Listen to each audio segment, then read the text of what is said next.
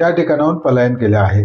काही कळताच दोघे चोर नजरेआड झाले। घटनास्थळी ताराबाई माळी यांनी आपले पती किसन माळी यांना भ्रमणध्वनीने बोलावून घेतले। घटनेची संपूर्ण माहिती नंदुरबार शहर पोलिसांना देण्यात आली आहे।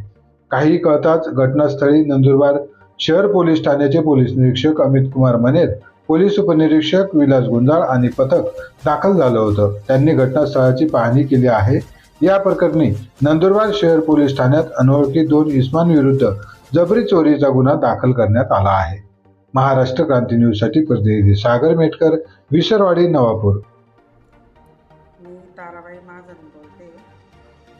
मी घरून 1:30 वाजता निघाले लालबाग पार्कमधून। मी वर्धमानला जात होती, माझ्या दीराला बरं नव्हतं, मी तिकडे बघायला जात होती त्यांना। मी इथून निघाले, अर्ध्या रस्त्यापर्यंत गेली आणि तिकडनं 2 बाईकवर होते 2 मुलं। ते कसे म्हणजे त्यांनी माड काढली व मला काहीच लक्षात आलं नाही।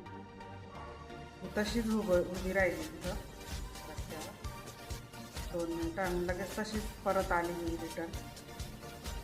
ते कुठे गेले काय गेले मी त्यांना काहीच पाहिलं नाही। मी रिटर्न पुढे आली, माझ्या पतीला फोन केला मी, ते मला घ्यायला आले। मी घरी आली तशीच घाबरून मी घरी कपडे वगैरे बदलून परत गेली। मी पोलीस वगैरे आले, तिथं सगळ्यांनी मला विचारपूस केली। मला एवढंच म्हणणं आहे ते तिथं कॉलनीत जर कॅमेरा जर राहिला असता ती एवढी घटना घडली नसती।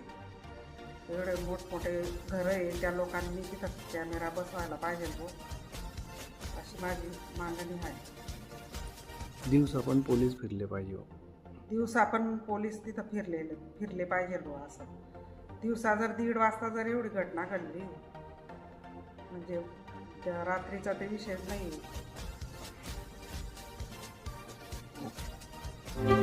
अशाच नवनवीन बातम्या पाहण्यासाठी आमच्या महाराष्ट्र क्रांती न्यूज या यूट्यूब चॅनलला लाईक करा, सबस्क्राईब करा आणि बेल आयकॉनला प्रेस करा।